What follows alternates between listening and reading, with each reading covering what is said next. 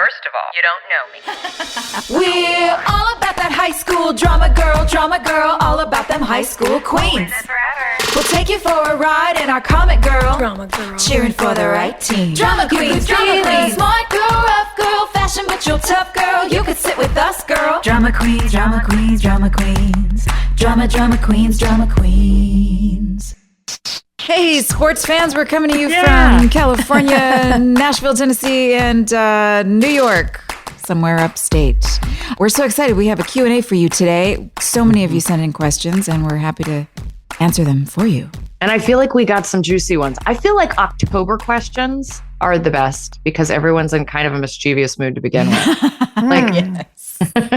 Let's just get into it. All right, Laura wants to know, what was your personal favorite Halloween costume and what was the party that you wore it to? Or like just event or just like space. Or just in your own house. In your own house. Sometimes you just need to wear a costume at home if you're into that sort of thing. I mean.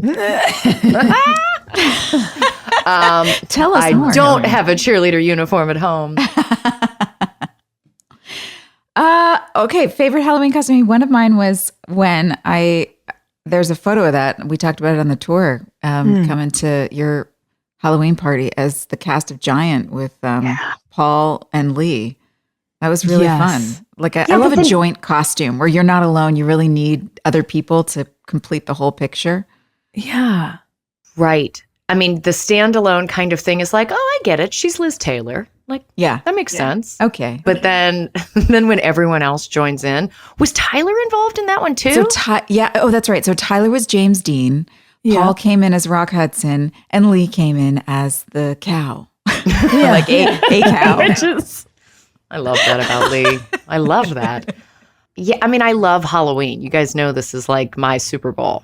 In fact, I just came from the middle school where I was at 8th grade lunch, and I was going from table to table, like reminding kids to come to our Halloween festival on Sunday.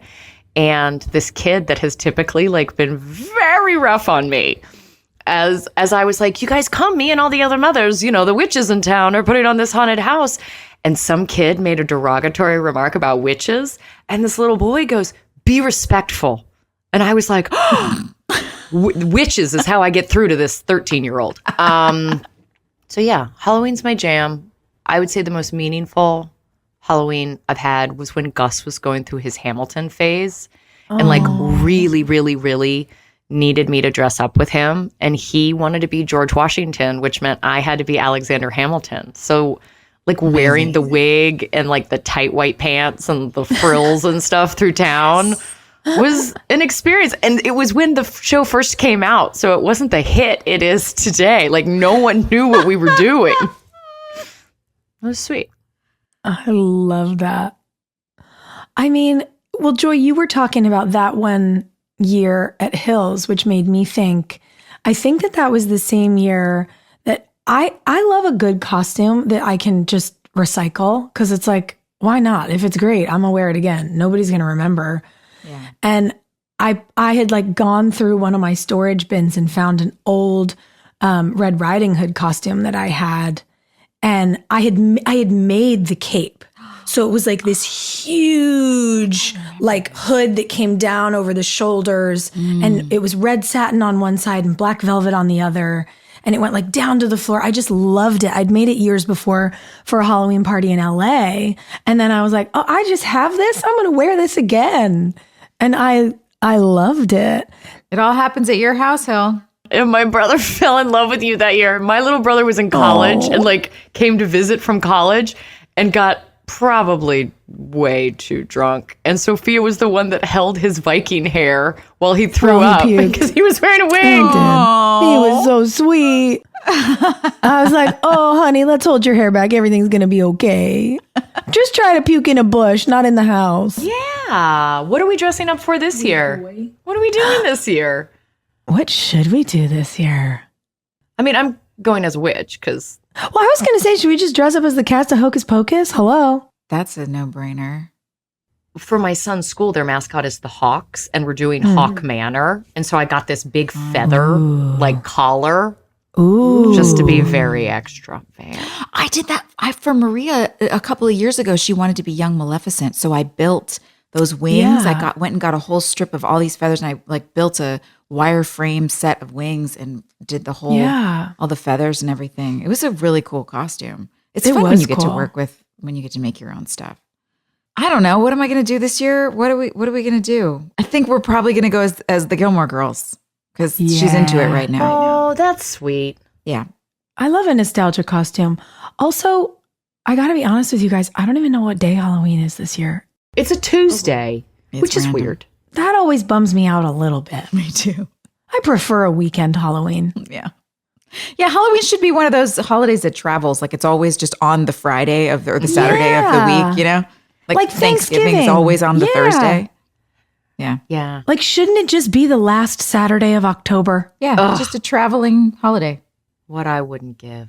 You know what? When we take over the government, that's going to be our number one cause. Dear Nancy Pelosi, thing to us. we'd like to propose a bill. That's right. Daylight savings and Halloween. Perfect. All right, what do we got next? Well, this one's from Raisa.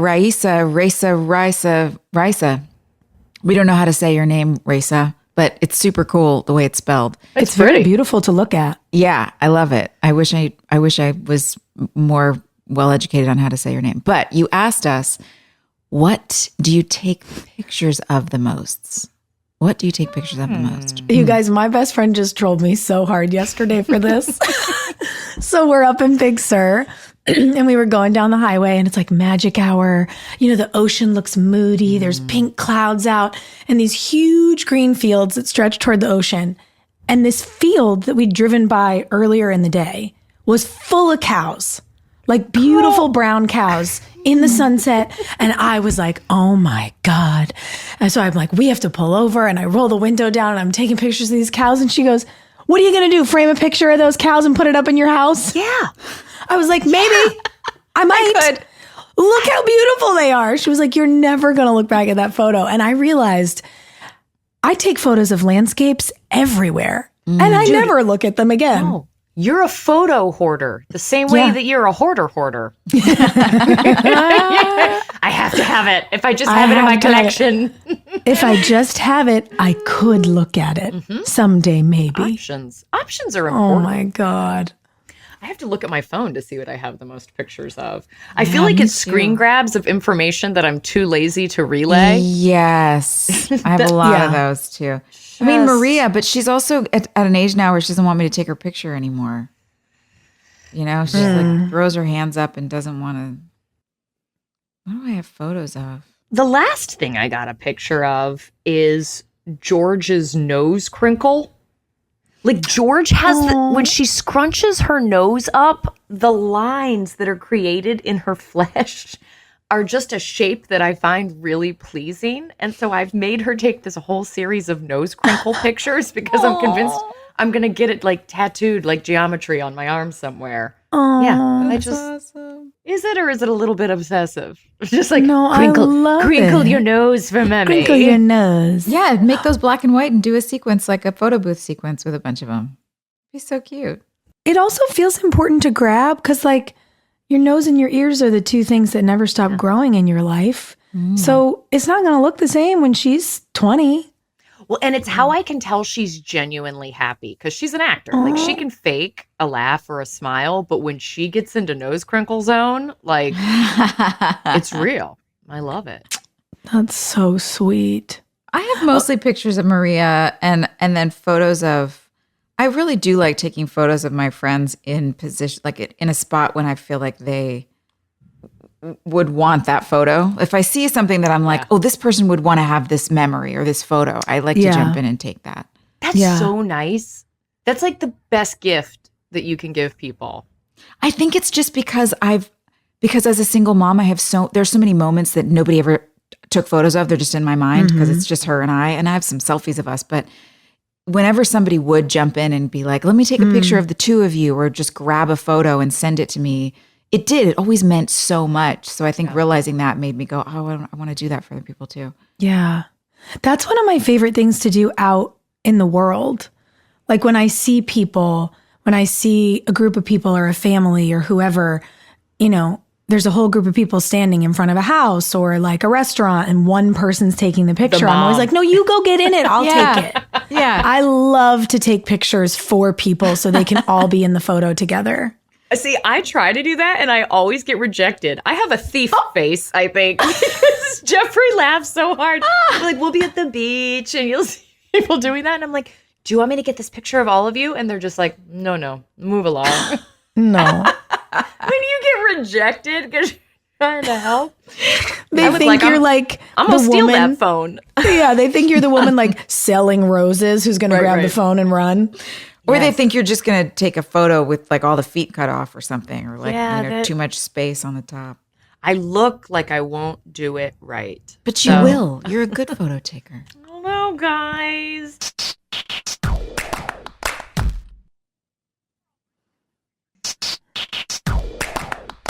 Tyler wants to know, what is something you always want to be remembered for? Oh. Bitchery.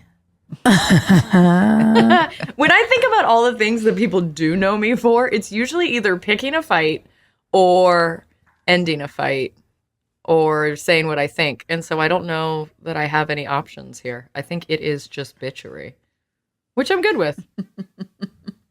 Is it something we've already done or something that we want to do? If it's something that already exists, I think the thing that I hear from people the most that means the most to me is that my home feels like their home. Oh, that's nice. Like for me, being the place that people can come to celebrate or to grieve, like I love to be the space that people know they can rest. And it means a lot to me that, like, you know, over the years, like so many people have keys to my house. Yeah. So many people know that, like, if they need something, they can come and stay with me.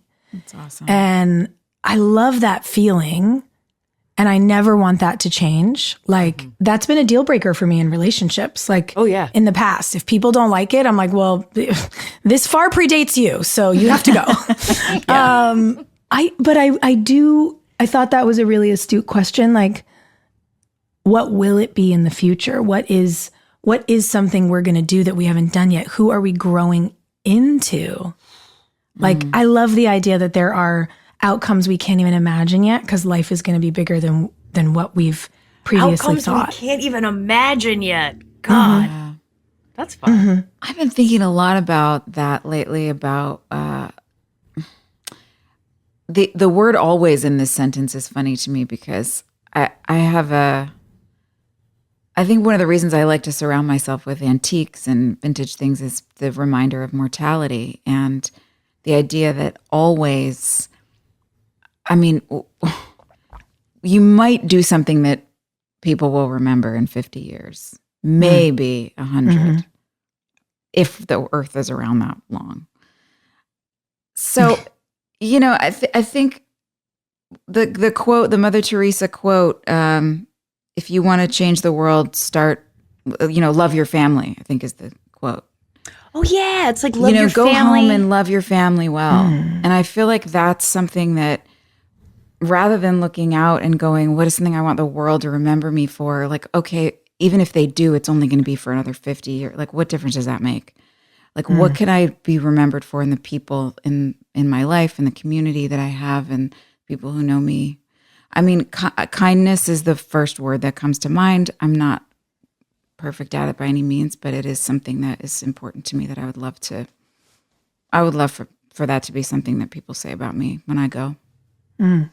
This morning we passed the cemetery driving to school, as we do every day, and there was something white draped over one of the tombstones, and for a moment I thought it was a Halloween decoration, like a front yard like ghost that someone had placed on top of a grave, and it made me laugh so hard. And I made Gus promise that when I die, my grave will be the one with like the hand sticking up out of the dirt, or like all the Halloween decorations just year round.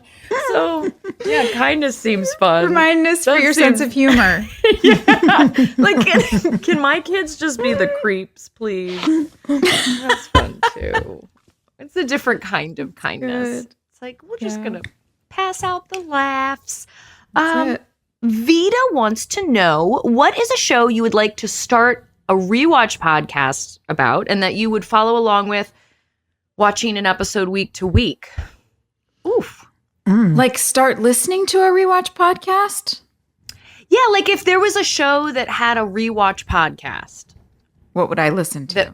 What would we follow along with? I mean, for me, The West Wing. Yeah. Oh, I loved that would show be so good. much. Yeah. And like, who's funnier than all, like Bradley Whitford and Allison Janney? I mean, those people, I would just like, Great. I would love to listen to them talk. My husband watches everything and it wears me out because it feels like I have to have a relationship with so many different shows. But I don't know, what's something juicy from when we were young? I mean, Friends. I would definitely listen to that podcast. If there was a Friends reunion podcast, yeah. That's it. Something from when we were little, right? Like, Felicity. no, y'all, I would watch a Saved by the Bell situation, that rewatch podcast, because I want to know who's boning who behind the scenes of this like little kid show. Funny. I just want dirt, and you know it existed there. You know it. Oh, yeah. And I like that everyone grew up and like, I don't know, they have been on TV since they were little. And a lot of them have really long careers, and there's also been some tragedy, but they all seem to genuinely love one another. And I think that's a You good want to go back and example. watch every episode of Saved by the Bell, though? You got Babe, time for I've that? already watched like half of them with Gus during the pandemic. Okay, yeah, fair That enough. shit still slaps, man. I'm just like, tell him, Kelly, tell him. So good. It was fun. And Gus wanted to decorate his whole room like Saved by the Bell, so I had to buy all that like 90s weird graphic shit off the internet. Yes. And kid loved it. So good. Loved it. All right, from Jess. She says, when was the last time you lied and to whom? Ooh. I mean, Gosh. I'm not going to be specific, No. but I definitely saw the emails. But I was really, really busy, and I did not respond to said emails. And I feel guilty about it, but also know my limits. So if you are the sender of those emails and you understand that I'm talking through code, apologies. I can't get to everything, man. It's not possible. No. It's just not possible. No, it's not possible. I had to lie to my godson when I was in Detroit recently to stop a temper tantrum. I mean, listen, he's two. a worthy cause. What are you going to do?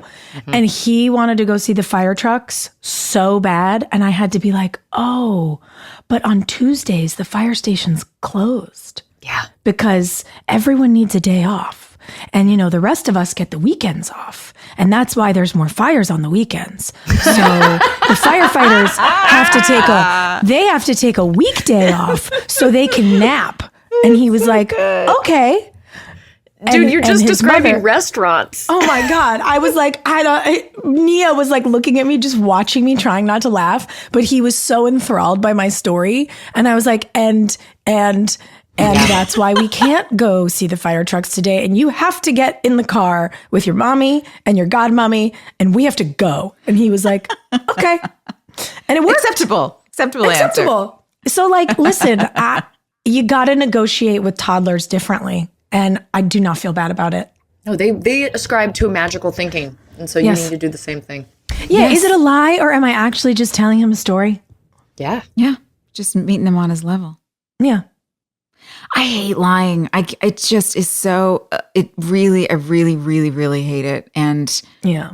it's the biggest thing in our house. Like, it's the biggest thing for me in relationships. Like, I just will never trust you again if you lie to me. You can tell me anything. I might get mad at you, but I will never get more mad than if you lie to me. That being said, if rules do not make sense somewhere, I don't necessarily have much of a conscience about breaking a rule or working around a rule if the rule is, if it's like semantics and red tape, and you can clearly see this rule has been put in place because one bad apple ruined it for the whole bunch. Yeah. You know, those kinds of things. So yeah, I'm trying to think of like an actual practical example that's happened with recently. It's probably usually like, it's sometimes traffic rules if nobody else is on the road. Is Maria at the age where she's asking to do stuff and you have to tell her horror stories as to why she's not going to do those things? Like with Gus, I just had to talk about drinking, right? Oh. And I had to be like, it'll kill you, you know, like. No, I don't do that with her. I'm totally honest. Like I'm as honest with her as is age appropriate for her. So like, yeah, I try not to scare her into things. I try and give her a really balanced perspective of both sides of things. And then I'm like, you have to figure out, you have to take a look at both, use your brain and make a decision about what you want, looking at like all of the things on both sides. So I don't, sorry, this is completely off topic. No, but listen, my dad, every time there was a situation as a child, there would be a story about like how you'll die if you do that thing. And I just assumed that was parenting. Like, just like, wait, you're not going to die if you walk across the street or if you go to the mall with just your one friend at 8 p.m. on a Saturday. Oh, no.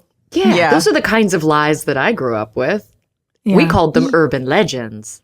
Yeah. Yeah. There are some little fibs. I probably told her she had to, you know, she's like, can I sleep in your bed tonight? And I'm like, no, you can't. Why not? Well, I want to, I don't know. I'm going to stay up late and I'm going to be working on something. And really, I just want to like lay in bed and watch a movie with my boyfriend. So I'm not, I'm just not telling her the whole truth. Right. Yeah. They don't need to know. Secrets. It's not a lie. It's an omission.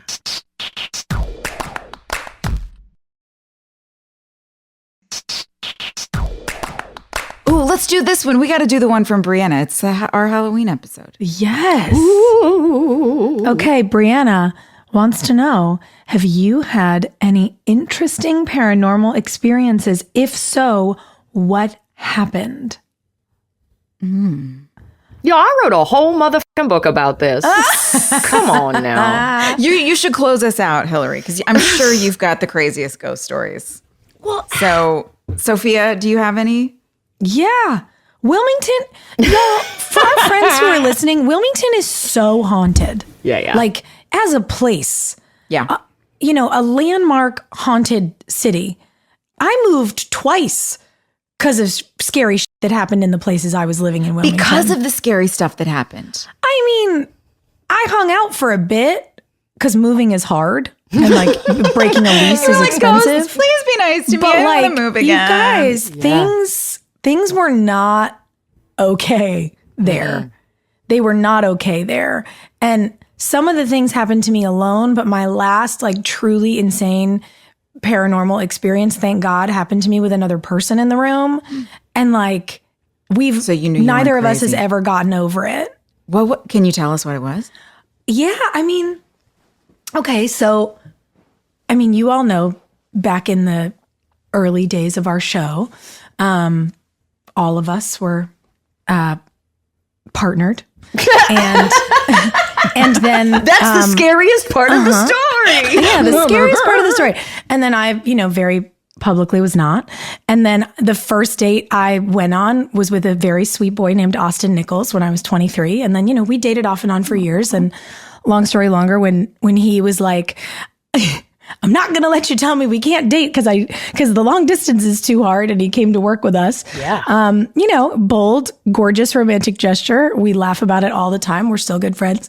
And when we were actually like properly able to date, because we were living in the same city for the first time in a decade, we were sleeping. And this was when I had that creepy apartment on Front Street. Do you remember? And I just knew it was haunted. And Brian, our hairdresser, lived next door with his boyfriend. And we shared a balcony, the four of us. It was like a very cute, it was like Melrose Place, like the Southern Gothic version. That's a TV show. Somebody write that, please. Right? And I hear this noise. It like wakes me up. And I'm going, what are they doing at like the bar restaurant downstairs? And then I think like, what the hell are Brian and his boyfriend doing on the other side of this wall? And then I'm like, wait a second. This is coming from like the alley side of the room, not the shared wall side of the room. And it's getting louder and louder and louder. Like, and it's in the floor. And I turn the lights on and Austin looks at me and goes, what is that noise? And I'm like, I don't know.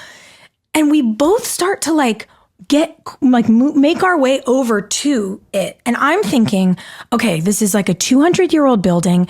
Is like a raccoon about to like burst out of the wall? Are there squirrels in the wall? Yeah. Like I'm making sense of it by like, there must be an animal in the wall. I would have gone there too. Yeah. And then when I tell you a volleyball-sized orb, you who loves an orb, Hilarie, pops out of the floor, bright white ball. And we both started to scream. And if you have never heard a 6'4" man that looks like Austin scream at a pitch that this raspy woman cannot hit, the two of us leapt up and ran to get away from it. But it was coming toward us at this point. Oh, and no. the direction we ran was not to the back door. It was back onto the bed and into the wall. And we were like, we pancaked ourselves against the wall, screaming, looking at each other. And this thing went from like round to tall, like at us, and then just evaporated. Did it go through you? Or I was don't it, like, know. what did it do? Because we were sort of closing our eyes and sort of looking at each other and sort of screaming. He's like, what was it? And then we just stood there and we were like, well, what do we do now? You can't call the police. No. Can't go back to sleep. And then like inspected the walls, inspected the floor, not an opening anywhere. And we both were just like, are we magic now? Are we cursed? Yes. Like what? I choose magic. But like what the was that? And like when we talked to people in town about it, they were like, oh yeah. No, you know, that alleyway, there were like 18 murders there in 1856. And you're just like, what? Everywhere in Wilmington, people know how haunted all the buildings are. And they're like, oh yeah, you know, my friend lived in that building once. That happened to her too. And you're like, okay. Okay, I have so many questions, but I'm going to keep them at a minimum. But A, did you get like a alien vibe from this thing, or was it like a ghosty vibe? It was a ghosty vibe. It was like, it was energy. It didn't feel like something that had shown up from elsewhere. It felt like something, someone, some like, you know, energy once created can never be destroyed. Like something was just working its way through wherever it had to go. And it happened to need to go through my fucking bedroom. Full body chills. I love this. Have you looked up? Did you do research on orbs and stuff? Honestly, no, I should have. I just think because we talked about all the ones that were in your house, Hill, for so long, I was sort of like, well, this is just what happens in downtown Wilmington. Yeah. Like I didn't really think that I needed to look into it any further, but I'm just so happy that one of my friends was with me and saw it, because we still are like, wasn't that so weird? Wow. And it's nice to know we're not crazy. Yeah. Like your brother and your ex witnessed all the shit that happened in your house. They got it worse than I did in my house. Well, because Hester didn't like the boys. In life or death. She just wasn't having Oh my it. gosh. Have you had any? Ours was so minimal. It was in our house in Studio City, and it was like electronics would always go on in the middle of the night, and it was always like electronic based and just random things happening around the house. It was like enough that you're like, this is beyond just my circuits, like faulty wiring. Going. Yeah. And then I do remember Maria one time came in from. She was brushing her teeth in the bathroom. She kind of ran into my bedroom and jumped in the bed, and then I was like, "What's up?" She was like, "Nothing." And then a few days later, she told me that she saw a girl. She was brushing her teeth and she spit in the sink and then stood up, and she saw a girl her age next to her that said, "Hi, Maria." No. Kids don't make that stuff up.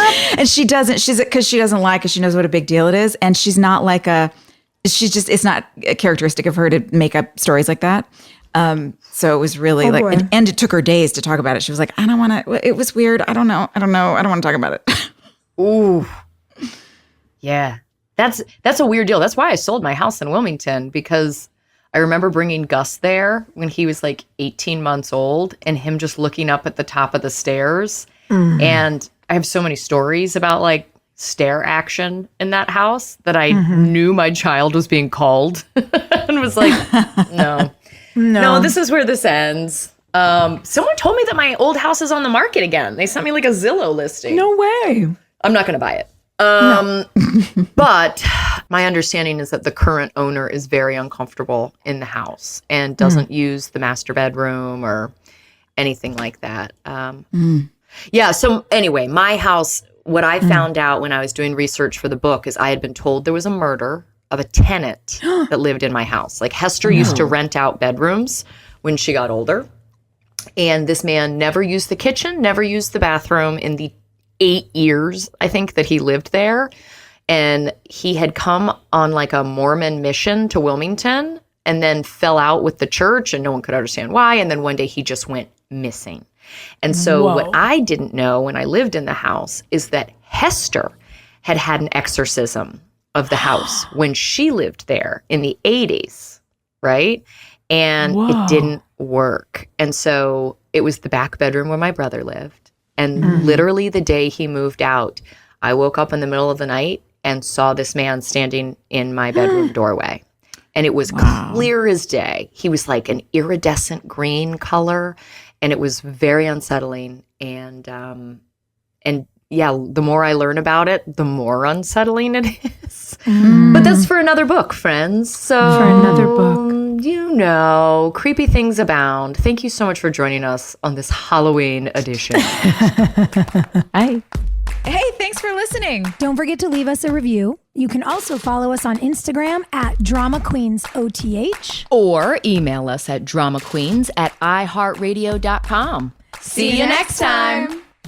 We're all about that high school drama girl, all about them high school queens. We'll take you for a ride in our comic girl, cheering for the right team. Drama